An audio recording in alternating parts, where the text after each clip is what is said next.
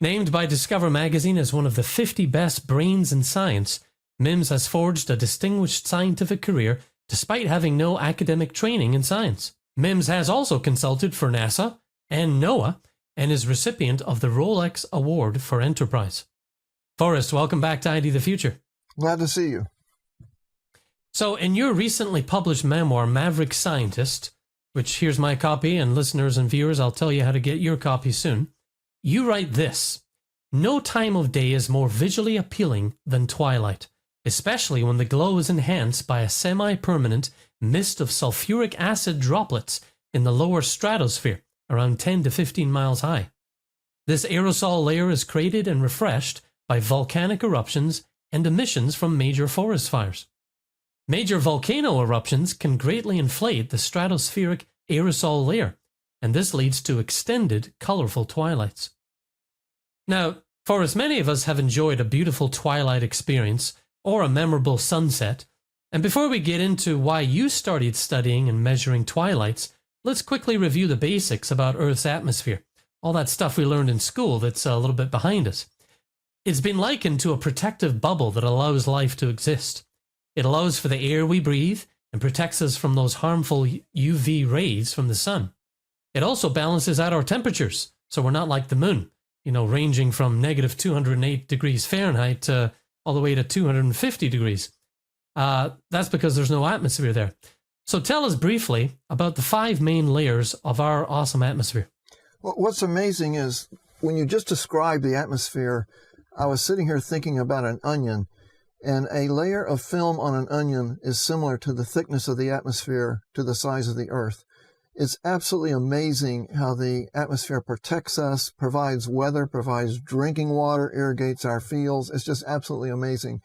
There's 5 main layers of the atmosphere. There's the troposphere. That's where we live. That's where weather occurs.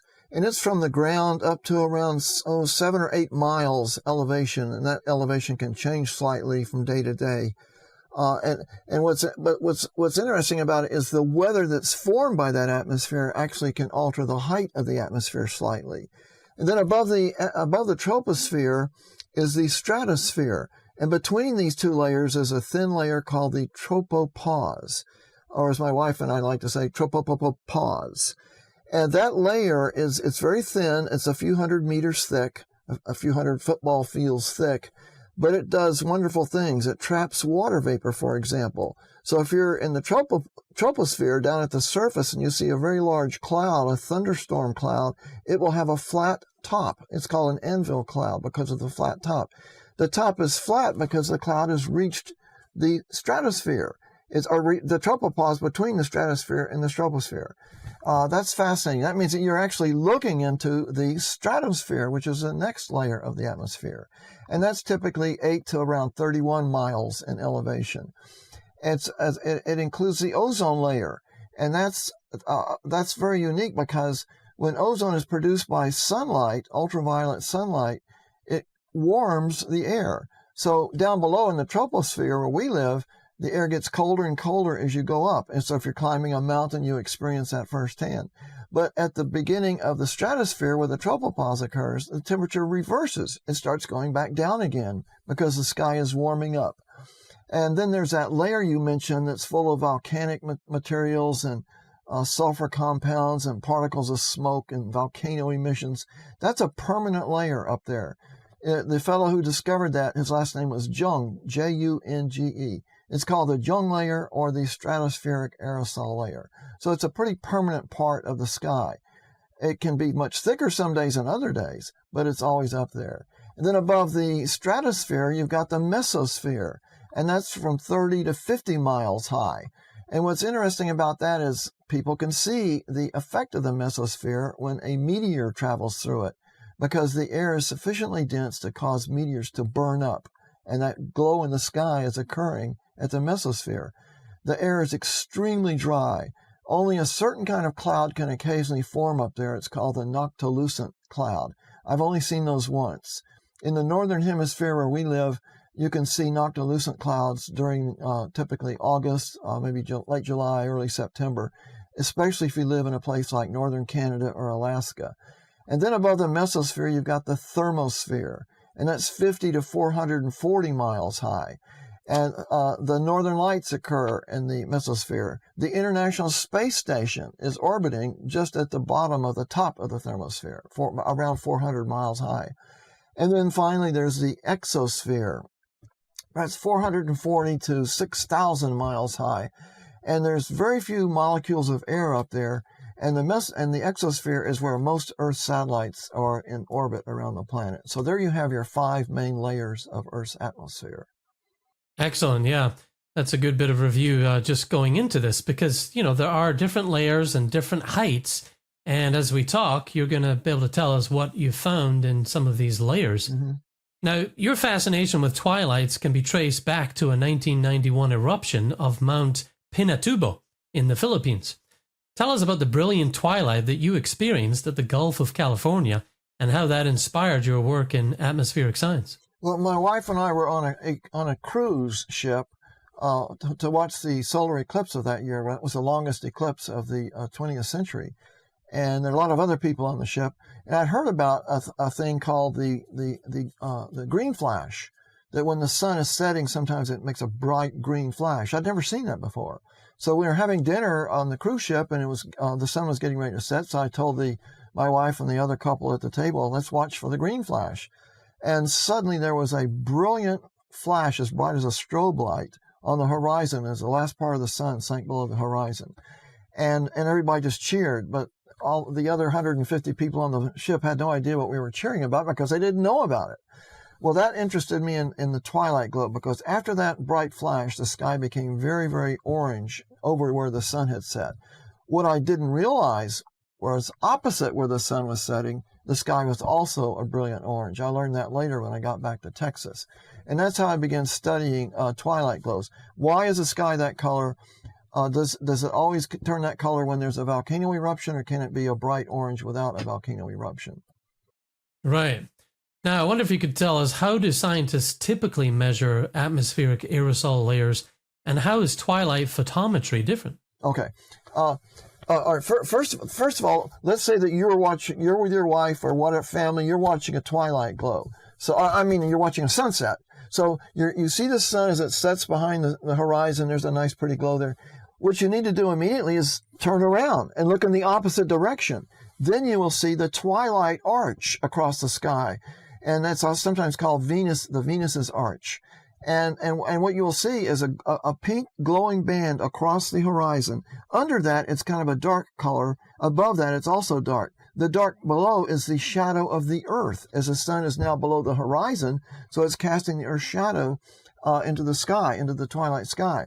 So if you have an instrument that can look straight up at the sky, as Earth's shadow passes by at higher and higher altitudes, as the sun is going lower and lower below the horizon, you can measure remnants of the twilight glow.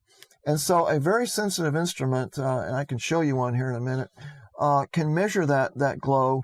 And by knowing how long it took before the glow began, you know the altitude of the glow, so you can actually calculate the altitude of the aerosols in the sky that are causing the glow. There's two ways to do that. One is with a LiDAR. That's a laser instrument that sends bursts of light up into the high sky, up into the stratosphere, and then detects the light reflected from those particles up there. The other way is twilight photometry. The advantage of twilight photometry is it's very inexpensive, and right now there are only 3 working LiDARs in the entire United States that can do what I just described. There's one in Hawaii that can do that, but it's shut down by the lava across the access road. And the one in Boulder, Colorado has been shut down for 15 years. So there are very few LiDARs left around the world that can do what a twilight photometer can do for a lot less money. Okay. And when you began experimenting with this, it's not like you went to a store to buy your own photometer. You actually made the devices that you started measuring with. So tell us about that, your homemade twilight photometers. That was quite an adventure. Actually, in some cases, a misadventure. I tried very hard to build a light meter that would be sufficiently sensitive to detect the twilight glow over my head, straight over my head. And I'd read in books about twilight photometry. The fellow who first did that was an Australian scientist. His last name was Bigg, B-I-G-G. And he used a a searchlight mirror as a big reflector to detect the light being scattered down from the twilight glow into his detector. Well, I couldn't afford a 5-foot diameter searchlight mirror. I wanted something that would be quite small. So for several years, I conducted many experiments until I finally arrived at a solution which detects the twilight glow up to up into the mesosphere. In other words, 130 kilometers or even higher. Okay. Now, what kind of things can your twilight photometer detect? Well, the most you can detect dust layers near the surface in the troposphere. So if there's smoke pollution from a forest fire, it would make a bulge in your data. If there's air pollution from, say, coal-burning power plants, it make little bulges in your data. And those would be from like 5 or 6 kilometers or several miles high. But then you can also detect the dust particles in the stratosphere that we talked about a moment ago. This is that permanent layer of aerosols or dust and volcanic debris that's always up there. And so when you graph the data, it's going up like this, and you're getting a little air pollution, then boom, you get this big bulge, and that's that permanent stratospheric layer. And then you can keep going up to the top of the stratosphere. And if there's been a recent meteor shower and you're now looking up into the mesosphere, you will see little spikes.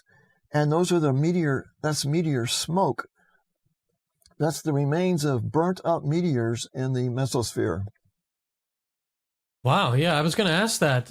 It's pretty cool that you can detect meteor smoke and dust from way higher in the atmosphere. That's pretty awesome. And I read in your book that you could also, at least down in Texas where you are, detect Saharan dust coming over from Africa. Oh, that's fascinating. I'm glad you mentioned that.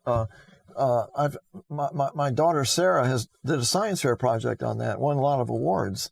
But every July and August, the driest part of the Sahara Desert, portions of it end up over the Atlantic Ocean, and they're blown toward the United States. And they eventually they go through the Caribbean, they go through all those islands, they cause lots of asthma and other problems, and then frequently it goes all the way to Texas. I just finished co-authoring a scientific paper for a medical journal about that dust, and we had quite an adventure going through the data and looking at the imagery of that dust. I measure the dust, and there's 2 ways to do it. You can use electronics, but anybody can use a camera to do it. And so I've published an article on how to do that in Make magazine. But to make it simple, picture your cell phone camera, and there's a big white glow around the sun caused by Sahara dust. All you have to do is put your finger over the lens, maybe a foot away, and block the direct sun. Take a picture, and you'll have a recording of that big glow around the sun. If you want to get more sophisticated, put a dime or a penny on the end of a little wooden straw or something and let that block the sun. Then the picture looks a lot nicer. So anybody can record these Saharan dust events using that simple method. Wow. That's fascinating. I never would have thought that Saharan dust would be coming that far away. And it really is cool that we look up, we can't see any of this, but it's all there in these layers. Right. You can't you're right. You can't see it, but you can see the scattering of the sunlight that it causes. Right. And then sometimes it's so thick that it forms deposits on car windshields and windows. Wow. And all of this contributes to the beautiful twilights and sunsets that we see. Saharan dust can do that. And when it's really, really thick, it can extinguish the twilight where you just don't see a twilight glow, or the sky just goes dark. That's not that common, but that does happen. Now, your work has recently revealed a very interesting finding related to climate change, or the cycle of global warming and cooling. You've been making daily atmospheric measurements with your own homemade LED sun photometer since 1990. Mm-hmm. That's incidentally the year I came to America. That's a long time. We're going on 30 years and more. These measurements of total water vapor and aerosol optical depth have actually become the longest running series of such data compiled in the US since the Smithsonian Astrophysical Observatory's long-term measurements at Table Mountain. That was many decades ago, 1926 to the mid-50s. And your measurements are why the Intergovernmental Panel on Climate Change, the IPCC, has designated you an expert reviewer of some of its recent assessment reports. So tell us a little bit about that long-term project and the important insight that it reveals about climate and climate change. Well, the first thing I'll mention is that this is not the same as measuring twilight. This is simply pointing an instrument directly at the sun around solar noon during the middle of the day. Or if there's clouds like today, I'll probably go out in an hour or so and try to catch the sun. And you're measuring the intensity of sunlight, and it's blocked by anything that's in the air, any dust or smoke or air pollution. And so you can record those numbers and make graphs. My first 30 years, it was begun on February the 4th of 1990. And so after I got 30 years of data, that's considered a climatological mean by the Weather Service. And so, for example, if you're flying to England and or anywhere, if you're flying anywhere, you can go on the web and get an estimate of what the temperature is going to be for the place that you're flying to. And that temperature that they estimate is based on a 30-year average or 30-year mean of all the temperatures measured at that place during those 30 years. So a 30-year mean of the amount of water vapor in the atmosphere or the haze in the atmosphere or the ozone in the atmosphere is really very significant. I'll have 35 years in another 4 months. And so I'm way above the Smithsonian. And what bothers me is, why aren't more scientists doing this? They do have automated instruments to do that. I have one. NASA put one in my field out here. And it's been out there for 4 years now, and it's doing the same thing I do. But they started after I did, so it's always bothered me. Why haven't the professionals kept up with monitoring these things? Yeah, that is interesting. They're relying more on machines and computers to do that work? Yeah, that's true. Yeah. Now, what about that insight about climate change that your measurements have brought out? The fact that it's regional in nature. Well, yeah. What's really interesting about that is, of course, there's a huge political side to this climate change thing, and that's because, unfortunately, some of the advocates of climate change are exaggerating their studies and leaving out crucial data. And in my case, I went into this without any agenda. I just, what will I measure by pointing a sun photometer at the sun every day for 30 years? What will happen? Well, I published my 30 years in the Bulletin of the American Meteorological Society. That's one of the most distinguished atmospheric societies. And it had to go through 2 layers of peer review. And what troubled the scientists who were peer reviewing my paper was, why in the world was the average water vapor, perfectly flat, constant? Why didn't it go up or down? See, water vapor is the #1 greenhouse gas, not carbon dioxide. Water vapor. It's a big absorber of infrared. And so my data would show during some years when there's an El Nino or a La Nina, the water vapor would go up or down, up or down. But overall, my average was, the average trend was 0.00. And so that was quite a puzzle, because the carbon dioxide is still going up. But since water vapor is even more important at warming the earth than carbon dioxide, what in the world is going on here? And unfortunately, the societies that study this, the scientists who study this, have not provided, in my opinion, an adequate answer. In fact, the peer reviewers were very concerned about that trend, the absence of a trend. They wanted more data. So I contacted Dr. Brent Holman, is the director of, or was the director of NASA's AeroNet network, and I have one of their instruments in my field. And he suggested that since my instrument had only been out there briefly, why don't you contact the one in Oklahoma that's been there for 25 years? So I did. And their trend was showing a decline in water vapor. It wasn't flat, it wasn't going up, it was declining. So that really shocked everybody. So then I looked at some of the satellite data over the north central United States and down to Texas, water vapor going down, not going up, not flat, going down. So I got some data from China.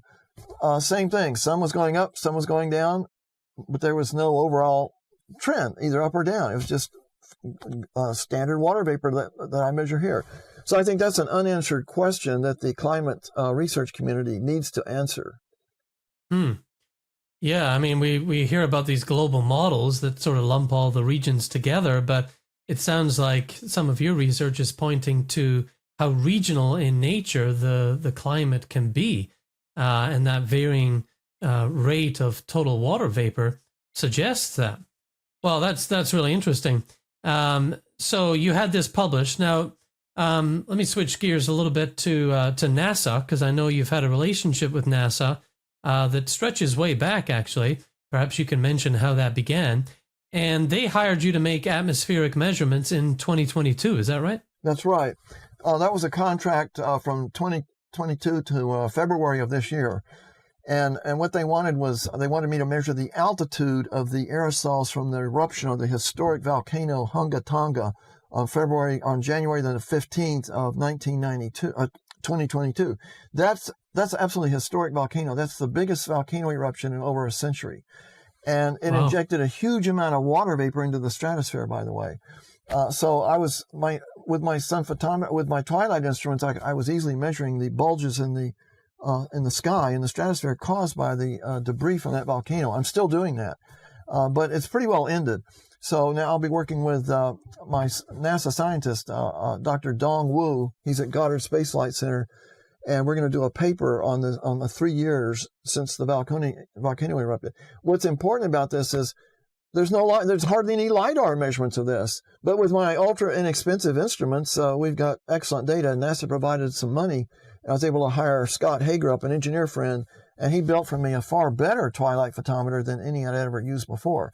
So we're looking at a piece of the sky about the same width as the diameter of half the sun. So it's a very narrow piece of sky, which means that we have much higher quality data. Okay. Yeah, and that's pretty amazing that they're turning to you to help them get the data they need. How long has your relationship with NASA been going? That's an interesting story. In 1992, I started measuring the ozone layer in 1990 with homemade instruments, TOPS 1 and TOPS 2, Total Ozone Portable Spectrometer 1 and 2. And NASA was very helpful. They were giving me the data from their satellite that I couldn't get off the web back then. The web was not that, accurate, or not that. It didn't serve the purpose back then. So they would send me the data, and I calibrated my instruments against their satellite data. Well, after 2 years, there started to become a divergence in the data, whereas theirs was showing higher amounts of ozone, and I was showing lower amounts of ozone, and it got up to a couple of percent.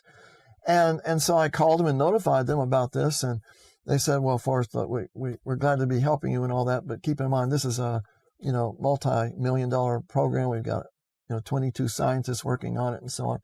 And I said, yeah, but I've got 2 instruments and they're both showing the same thing. You've only got 1 satellite.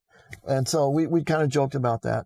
So anyway, I kept sending them data, and they finally said, we will do a study and send you the results. Meanwhile, I won a Rolex award, and that was going to be presented in the spring, and they announced this secretly in the fall, and they sent a film production company to my house to make a documentary film about receiving the Rolex award.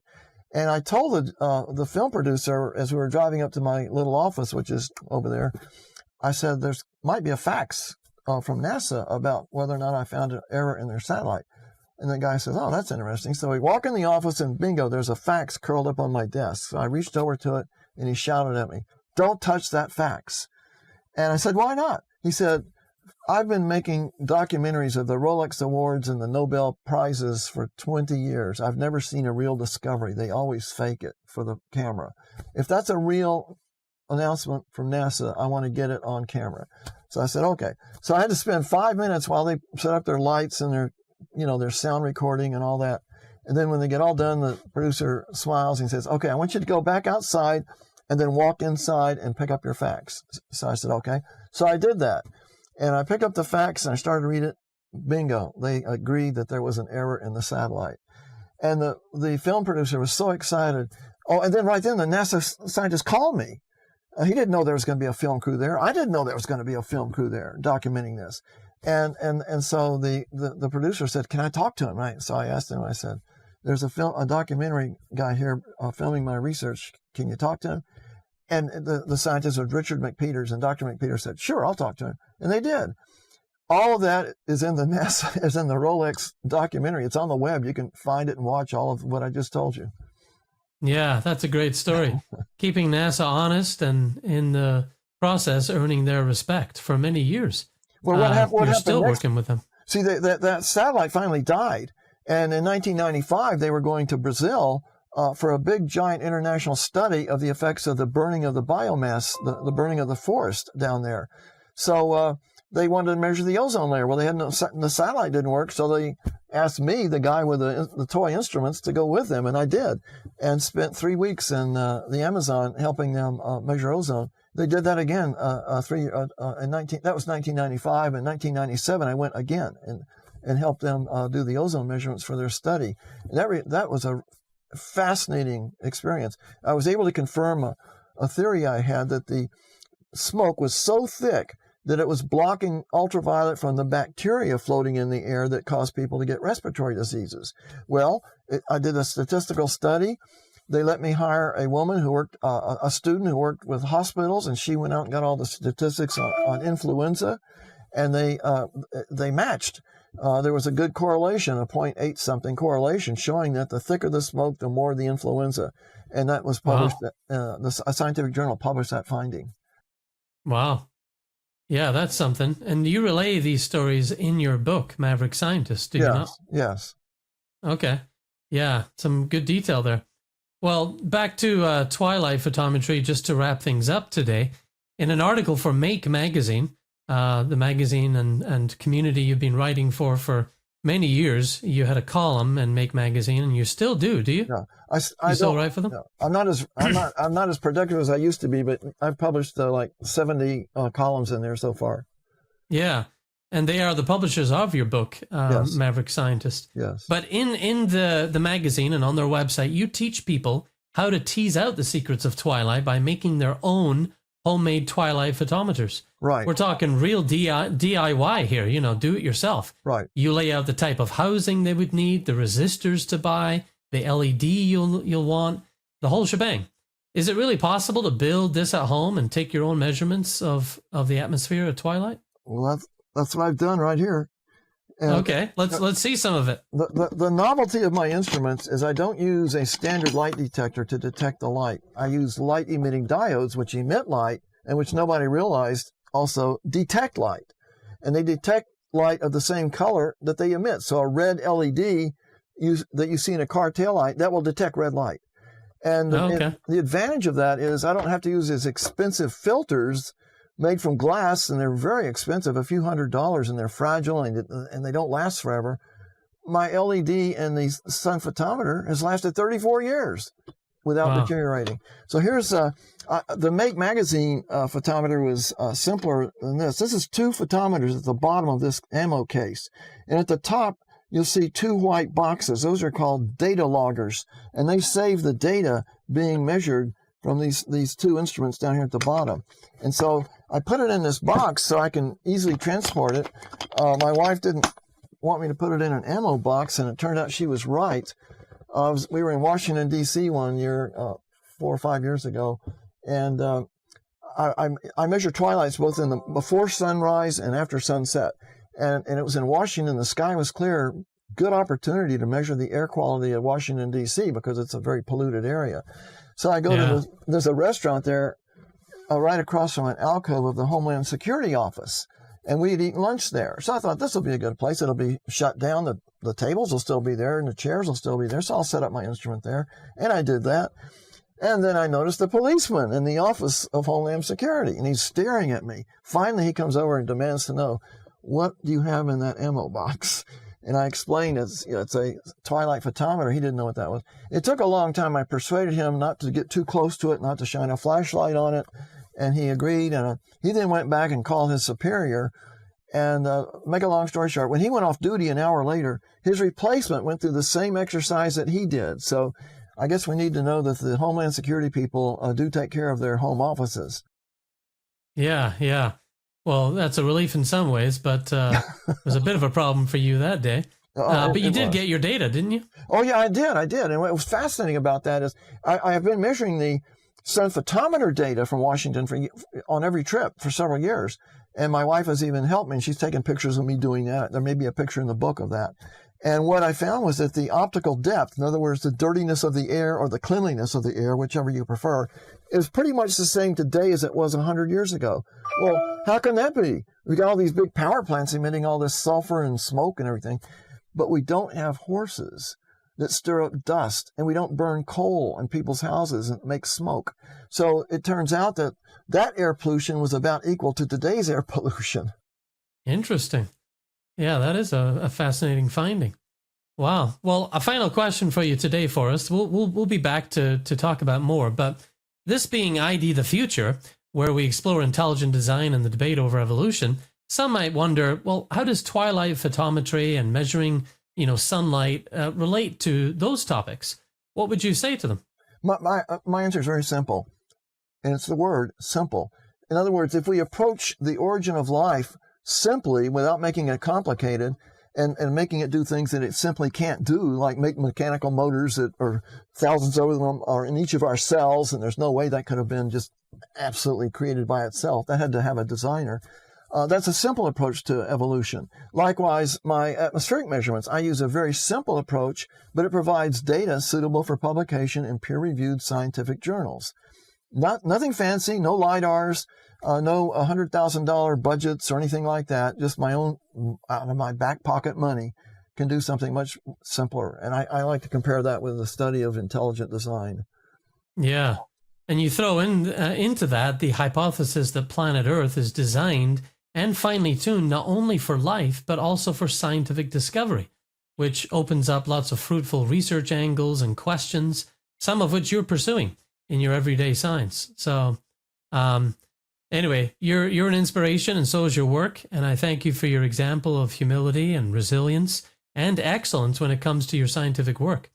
I'm looking forward to our next conversation. We're actually going to talk about how you won the Rolex Award for Enterprise, and how young scientists today can win the very same award. They're still at it. They're still giving that out to folks today. So we'll be back to talk about that. Folks, to learn more about Mims' work and pick up a copy of his latest book, Maverick Scientist, My Adventures as an Amateur Scientist, you can go to discovery.org/Maverick. Easy address to learn more about it. Order a copy, discovery.org/Maverick. The parts of the book that I've read, I found educational, inspiring, and just a good reminder of what we can do when we put our minds to it. No university required. Doesn't mean you can't go learn at university, but Forrest, you are self-made and self-taught, and this is the result, a distinguished career that is worthy of much respect. Thanks again for joining me today. Thank you, Andrew. Well, for ID the Future, I'm Andrew McDermott. Until next time, thanks for listening and watching. Visit us at idthefuture.com and intelligentdesign.org. This program is copyright Discovery Institute and recorded by its Center for Science and Culture.